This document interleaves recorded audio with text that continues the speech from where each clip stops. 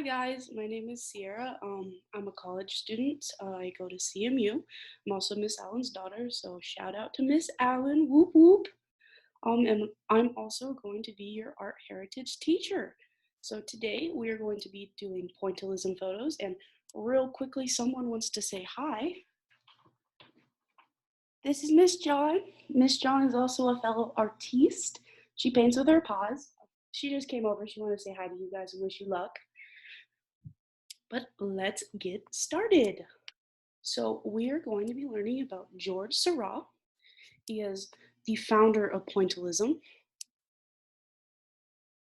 He was born in 1859. He had two older brothers and he loved to draw and paint, but he really loved to study color theory. So basically, George really got into putting dots of colors together, primary colors, which we'll see later, um, and see what kind of colors those would make when they're next to each other. He kind of believed that's like with music, when you have drums and a guitar and you put it together, it creates something different. Well, if you have the colors and you put them right next to each other, it'll still create a work of art. George Seurat was born in Paris. So we can see right here where Paris is. And if you zoom out to the big world, Paris will be right here. And it's really cool to see where we are in comparison to that. So we're going to look at a couple pieces of work that he's done. So first, we're going to look at the Bathers of Agnières. This painting was one of his first paintings, and it's really important to see how large this painting was. It was 6.5 feet by 9 feet. So in retrospect, Miss Allen is about 5'2", I think, tall. So this painting was taller than her both ways. It was a huge painting. What's also really important to look at in this photo is, can you guess what time it is? Like what time of day? You can tell by looking at the shadows in the painting. You see over here, the sun is going to be behind these trees creating these shadows, and everything over here is light. You can see the shadows coming back over here. And then we're also going to look up really, really close. This is really, really close up over here. And you can see all of the different colors, the little swatches of them, that you don't really notice when it's over here. You just kind of see green grass, but when it's up close, it doesn't look like that. It looks like green grass, or green grass with red and yellow, and then these blues and purples, which is the water. So Seurat had a lot of ideas about how emotion is presented in art. He believed that happiness is these bright, warm colors with these upward lines. So tall trees with the bright greens and yellows, and sadness can be conveyed in art with dark and cold colors like brown and blue and really dark green, and you kind of go downwards because sadness is down all the time. You can see sadness from inside out. She's always holding her head down. She's sad, but when you're happy, it's up here, and that's the lines are going up. But when you're sad, that's all coming down. And then calm, even though Bing Bong is not calm at all. He's crazy. He's going to be these light and warm colors, and everything's just kind of neutral. It balances. You'll have warm with cold and horizontal lines. Everything's kind of like a sunset. So the next work of art we're going to look at is the scene of Courbevoie. That's some French. You can go around saying Courbevoie. That's a location in Paris. And we're just going to kind of look at how these colors, and far away, they make this nice reflective water. You can see a sailboat over here, and a lady walking her dog. But up close, you can see that this is just not like a bluish green. It's blue and green and with some yellows. And this makes the water and the grass right here just looks like a green grass, but up close, you can kind of see it's yellow. And then you can see how he used kind of swatches a horizontal.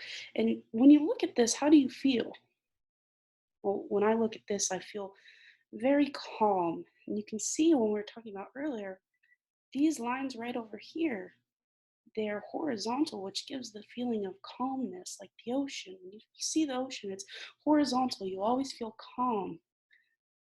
And then we can look at this lady, and it's building these swatches are building up, making her seem very tall. And you can see right here, she's just wearing just a dress that's kind of like a greenish yellow, but up close, you can see some browns, some greens, some blues, some blacks, some whites, and all of that. But far away, no, I think it's just kind of a bluish green dress. And this next piece is a Sunday afternoon on the island of Le Grand Jatte. There's some more French. Oui, oui, the island of Le Grand Jatte. This is Seurat's most famous painting. It took him over 2 years to make. If we look down in the corner, you can see this was 8 feet by 10 feet tall. This is 2 Miss Allens stacked on top of each other. Now, while we're looking at this, an important thing to know is Seurat did have these little tiny sketches. So he didn't just do this whole thing in one sitting. He would do little sketches of where he wanted to piece out different things. So I have an important question, a little game for you guys. Can you see where this sketch is in this painting? I'll give you a little time.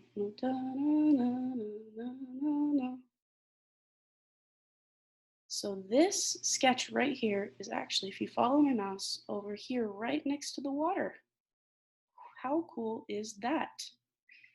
In this, you can also see all the different colors coming together. So up here, these are some reddish yellows, but they're red and yellow and green all dotted together really, really closely.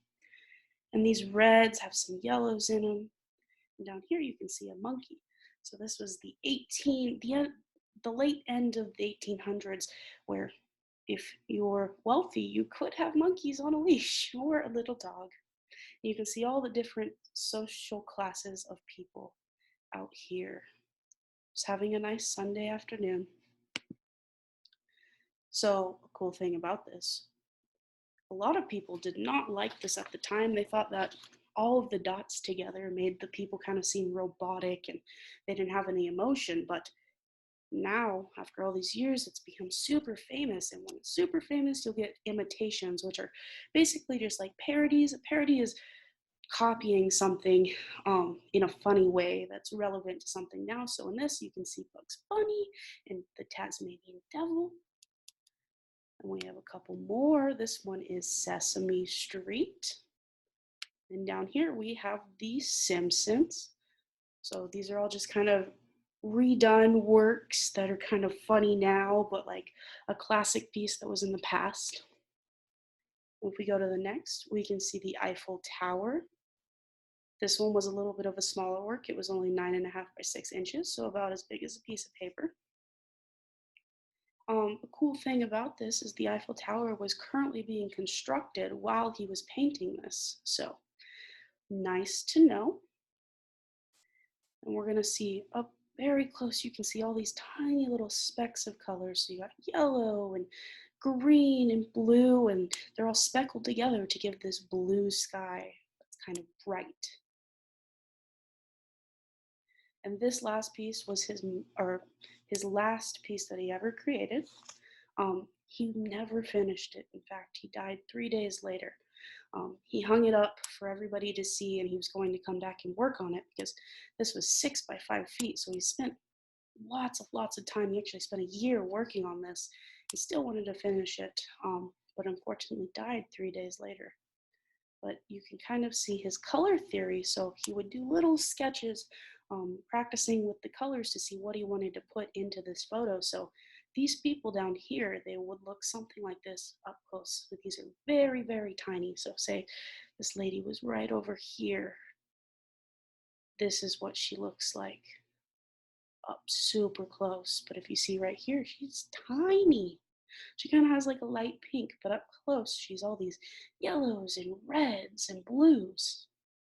An important thing to also see about this is how he sketched the outlines. You can see these blues, so she'd really stand out where her outlines are. So for your guys' project, you're going to be taking a printout of a template, and you're going to be coloring them using pointillism. So I'll talk a little bit about that in my next video. Have fun, my little artistes, and practice your French. Hello, everyone. So, for our pointillism picture, we are going to take our three primary colors, blue, yellow, and red, and our Q-tips, and we're going to put one Q-tip in the blue, one in the red, and one in the yellow. We're making sure that we're not going to mix these colors, like if I were just going to do this and this. We're not doing that. We're doing little dots.